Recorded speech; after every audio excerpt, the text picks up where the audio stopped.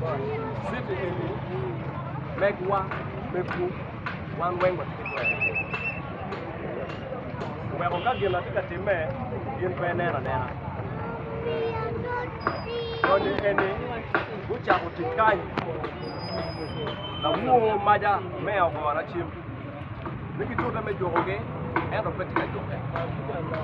Awadi bot mea ni atika biro na tika mbali. La wuo indi wuo no kiara pesi kimea. Udiku chon ana biro kanyi. Ma biro kanyi udiku. No na udiku nye kilama. Apenye mea chele wona ngado. Mea rio tika timo mokanyi. Mea dek na mu biro utwe. Utiaro kwanyo file ma wajo ni imwaga liba chel kimia bungwen kipiaro bungwen ya bungwen nigi planning kanyi.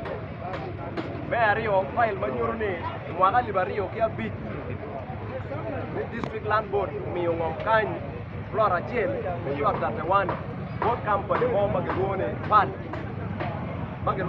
oil mene imwaga liba rio kia bit imwaga liba rio kia biro uko bogo wikampu no kene kelone ash inge mwaga liba rio kapari odoko kobo taitolo ila dit mo magelone kelo lawa apendo gini kopo neme ahi ash mechero kanyi lugu chika ngo yan tie kip manyo me ario apendo gini kakanyi muchako titi lugu chik National Physical Planning Act yan chik section 12 wajo ni City Council eti kitwero meti approving plan mo kege endo gipe ki plan ni wachi gini gin mawuro tika tiko nene perwata ki chik mero kiblo nge wa chero warwata ki police Mayor and town clerk warwata ki RPC wakipot ki kidom komando wachi gini umero kubin kanyi deploying ki dokti dong biro be apoyo tika tiko kowa gin makubere wa mogo kweki ere number 1 bugi tichu